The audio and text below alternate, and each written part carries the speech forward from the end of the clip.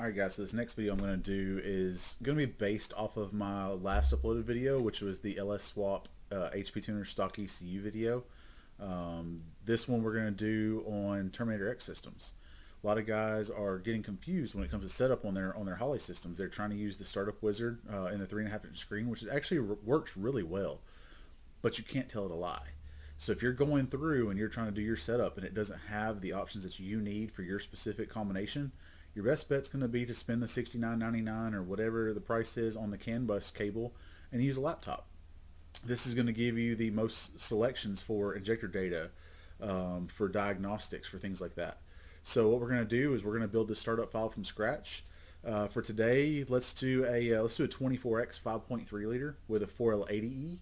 I feel like that's a pretty common combination right now, especially in the C10 and OBS world. So let's do that. We're going to start off with using the V3 software. That is the software that I prefer to use. If you're on V1 or V2 currently, I can do a video on how to update your firmware. But for now, hopefully you can get on the V3 relatively easily, and we'll go from there. So we're going to open up the V3 software, and you're going to see a couple different options through here. If you notice this create new global file, do not click that. That is for guys that want to start completely from scratch because they may be working or putting Holley on a 4-cylinder vehicle or a 6-cylinder vehicle or something that's just odd that Holley doesn't have the base files for. So what we're going to be doing is we're going to be going to open global file. So in the V3 software, we have a couple different selections, but if you notice, there's a base cows folder right here. That base cows folder actually has some really good base files for your combinations. So like I said, we're going to do a 5.3 24X with a 4L80, so let's see if we can find that file. So we're going to double click base cows. This is going to give you a warning explaining that this is a startup file. This is not to be abused. This is not something that you want to constantly drive your vehicle on without dialing it in further. Have guys done it and gotten away with it? Absolutely. Does it make it right? No. I mean, if you heard an engine, I know you don't want to do the work, twice, and I sure don't either. So anyway, so we're going to click OK. Alright, so from here we're going to click GM, and we're going to click LS based. Now as this opens up, you're going to see there's quite a few selections here. Ignore this stock LS14060 file. That's actually one that I've made because I do a lot of that, so I just went ahead and stuck it in my base files folder. But if you look through here, you'll see 24X 4L80. You'll see it with drive-by-wire.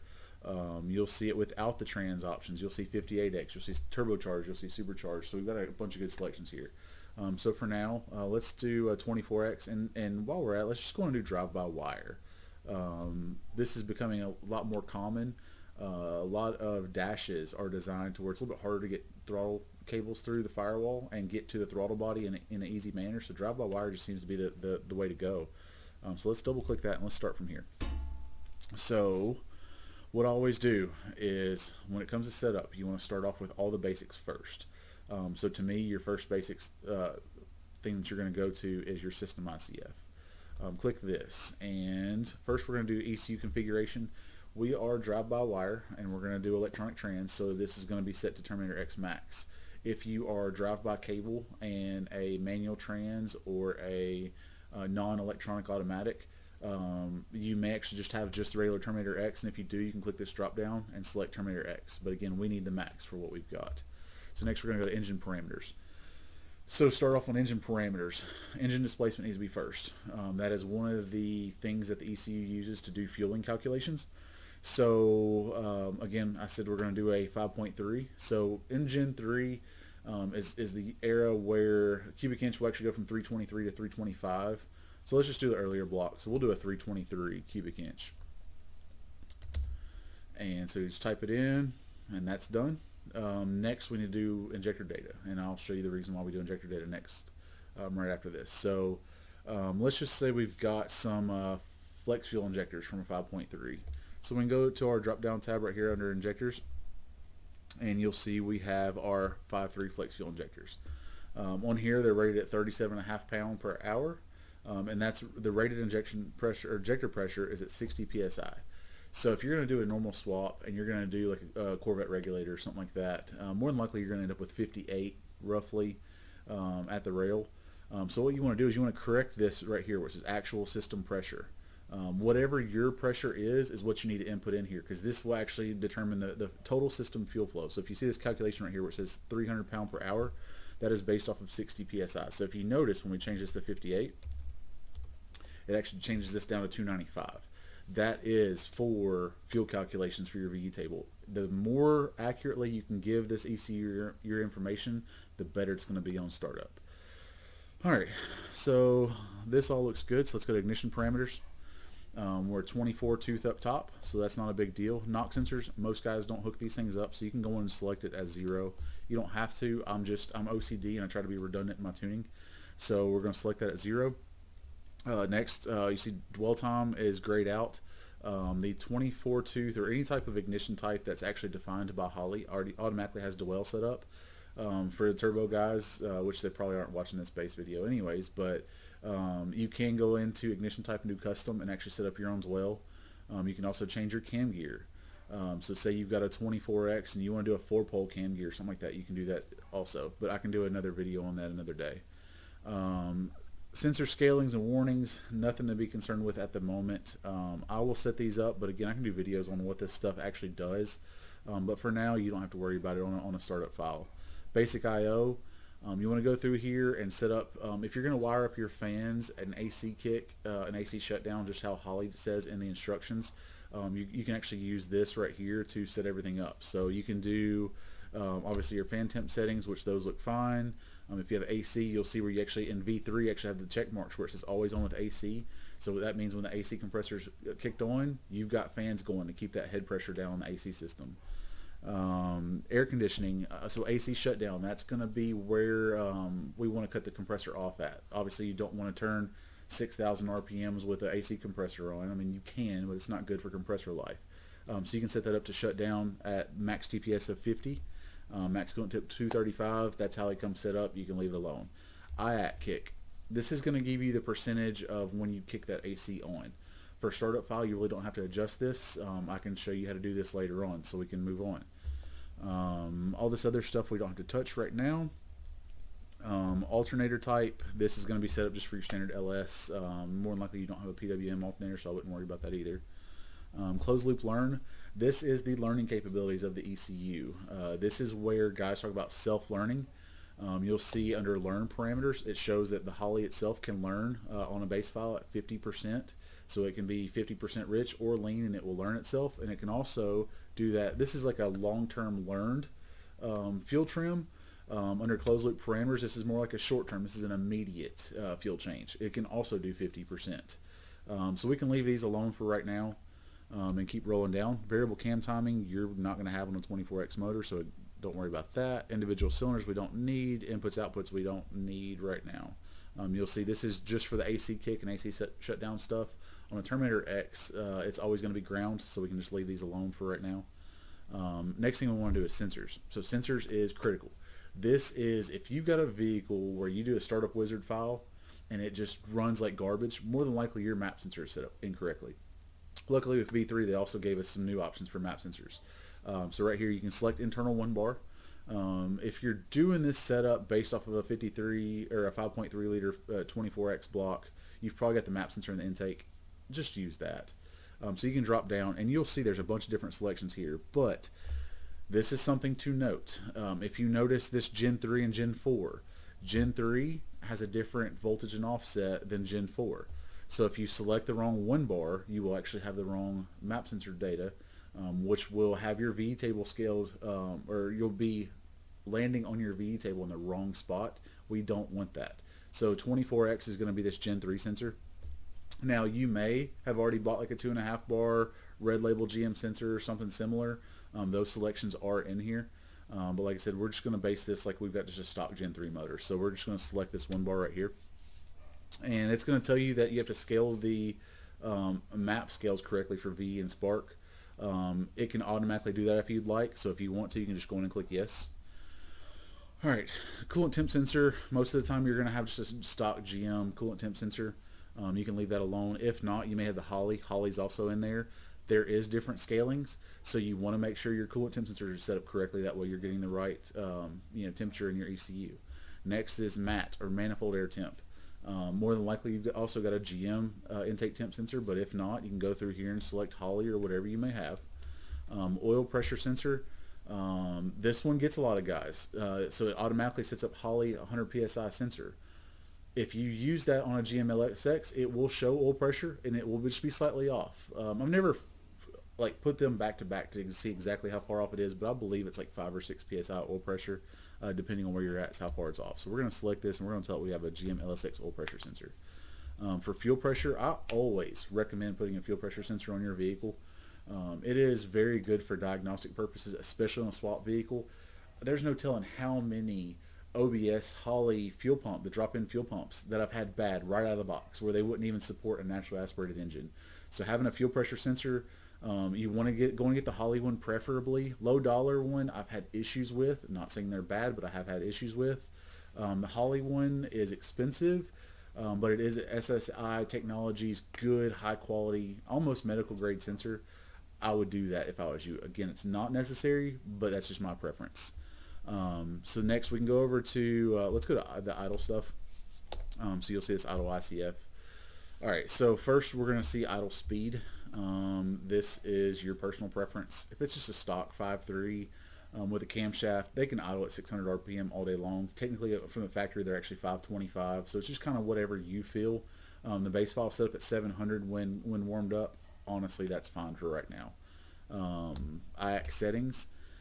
So this one is going to be big for drive-by-wire guys, because again, we pulled up this drive-by-wire base file, but Holley doesn't have the drive-by-wire base file set up correctly as far as IAC type goes. So you'll see they have it listed as stepper. Stepper is the idle air control valve, like what you would see in a drive-by cable. So we need to swap this over to drive-by-wire. Not sure why their base file is like that, but it's in every one of their, in all of the software, it's all set up incorrectly. So you do need to do that. This other stuff is okay. Idle spark, all that stuff, I can get into all that stuff later, but as it's set right now, it is completely fine. IAC park, that is the amount of blade angle essentially that you have at the throttle body when starting. Where they have it set up right now, perfectly fine for a stock 5.3. So we'll roll on again. So we'll go to fuel. Alright, so you'll see I am in volumetric efficiency. That is how your base file is set up. That is the easiest way to understand it. VE, I've done a video on this, is essentially a percentage of how efficient the engine is at consuming airflow. Obviously we have to convert airflow to fuel flow. So this table right here works just fine for a startup. It may be rich, it may be lean, but if you put the right injector data in there and your fuel pressure is correct, this actually should fire the vehicle off and it should get to learning immediately, so we don't have to touch that. Let's go to fuel graph. That just shows your 3D version of the graph, just visual representation. Learn table, this is where you're going to see how the percentage that Holley is learning.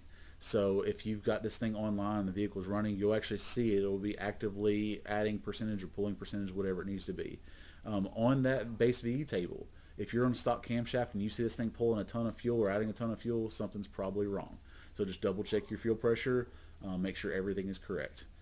Target air fuel ratio. This table is in what they call their simple mode. For a base file, startup file, it's 100% fine. What it's going to be, it's going to have you idling at 13.8 air fuel, cruise is going to be 14.7, wide open throttle is 12.5. Perfectly fine. So we'll move on. Acceleration enrichment, all this stuff is going to be set up correctly for a stock 5.3. You don't have to worry about touching it. But if you'd like a quick, just, I guess, description as to what this table is, this is essentially like your accelerator pump on a carburetor. When you raise these values up, you add fuel on that initial tip-in. It's just that initial tip-in. It's not, if you push down the pedal and you're a half second or a second into a pull, that your acceleration fuel is gone. Now you're working on the VE table. Anyways, I'll have videos on that too. Temperature enrichment, all this stuff in the base file is set up completely fine. Startup enrichment, same way, it's set up completely fine in the base file for a 5.3 with a stock camshaft. If you have an aftermarket camshaft, you may have to reduce this just a little bit, maybe 10%, something like that. If you want me to display a quick way of changing it, I'll show you. So if you say you've got a camshaft, we'll say you got a Truck Norris camshaft in there, it may want, we'll say 10% less fuel than Holley. Stock ECU is 20, Holley's for whatever reason seems like 10%. So we can actually take this and drag and highlight it all. And as a quick hotkey, you can hit O, and what that is that's your offset. So if we want to take away 10%, we would just type in the percentage symbol, and we could hit minus 10. So we're just taking away 10%. Hit OK. Bam, 10%'s gone. Anyway, so like I said, I'm setting this up like it's a stock camshaft for right now. So you can hit Control Z and it will undo your change always. So fuel is done. Spark. This is set up on the simple table as well. This will start and idle do just fine. In their base file, wide open throttle timing is a little bit high, honestly, for what a lot of vehicles are going to want. So you can change this up at the top if you want to do this quickly.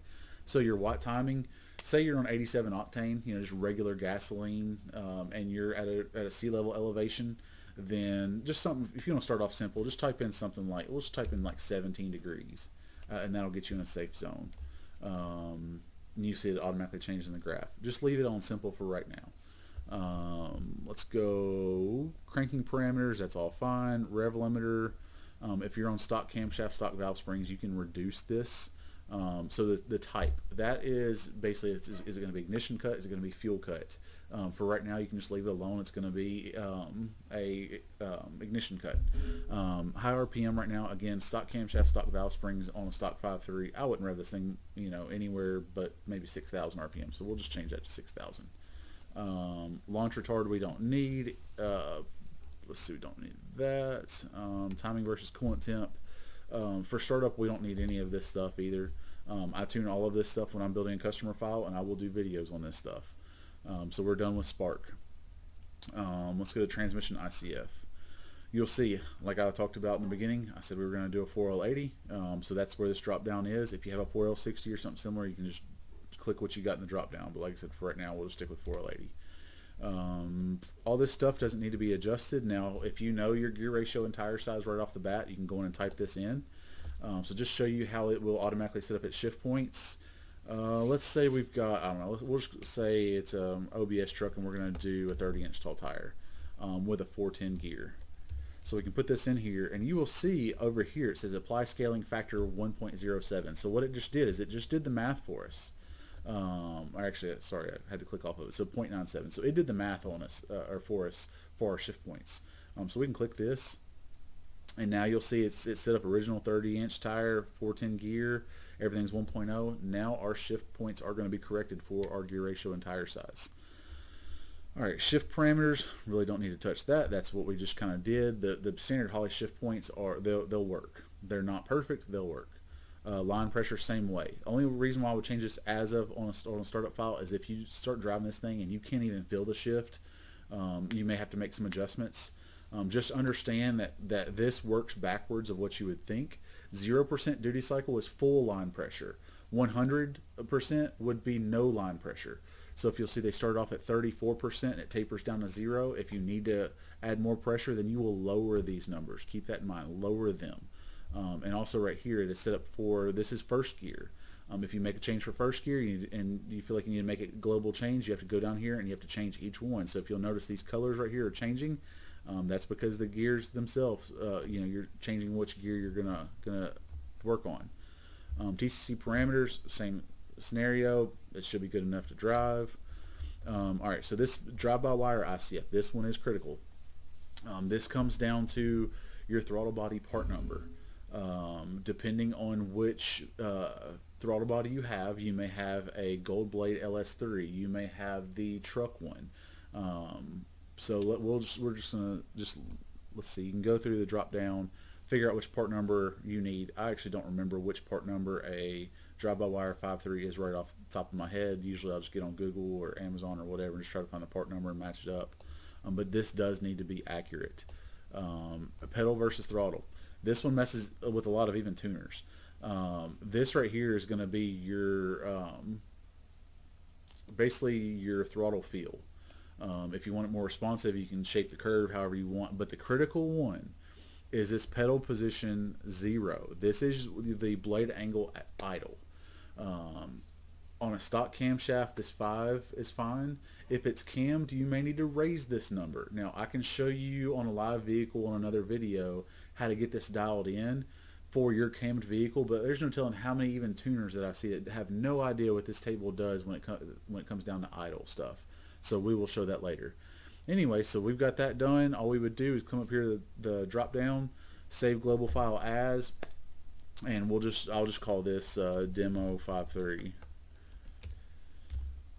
and hit save, and then it'll say some IOs are not mapped. Do you want to continue? You can hit yes.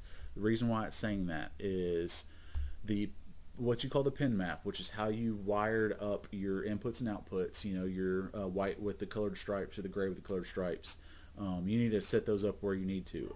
Earlier in the video I talked about if we were setting this up as Holley wants you to wire it, but just in case you didn't, you can click this pin map right here and you'll see your AC kick is already set up to A12. You can move this. You can see just grab it and move it down or move it up, and that's how you work that on the inputs. And then on the outputs, same way. You can, you know, AC shutdown, you can move this down here. And you'll notice the reason why I gave us that warning is because this speedo output right here hasn't been assigned. This is going to be specific to your vehicle. If you need Holley to output a speed signal, you can actually put this in the pin of pin B3. So we can drop that down here to pin B3. So now when we save this file, we're not going to get that error message anymore. But if you do not need that output, then you can actually go in and disable that. It's going to be under your transmission ICF, and you'll see right here where it says speedo output enable. If we uncheck it, that disables it, and now you'll see it's going to be crossed out on our pin map. So you'll see how it's crossed out now. So we can actually take it and drag it off like that. And when we close this, we can actually reopen it, and you'll see it won't be there anymore. So that's your specific setup. Otherwise, all we've got to do is, I'm not plugged into a vehicle right now, but if I was plugged in, this would be lit up, and you would just click this in and it would sync to the ECU, and you are good to go. That is the base setup file for using a laptop, again, for our specific combination. Startup Wizard, again, is good. Tell it the right information, it'll treat you well. If you guys have any questions, just leave a comment down below. Otherwise, give me a thumbs up and a subscribe. I'll keep these videos going, and we'll dive deeper and deeper into this stuff. Y'all have a good night.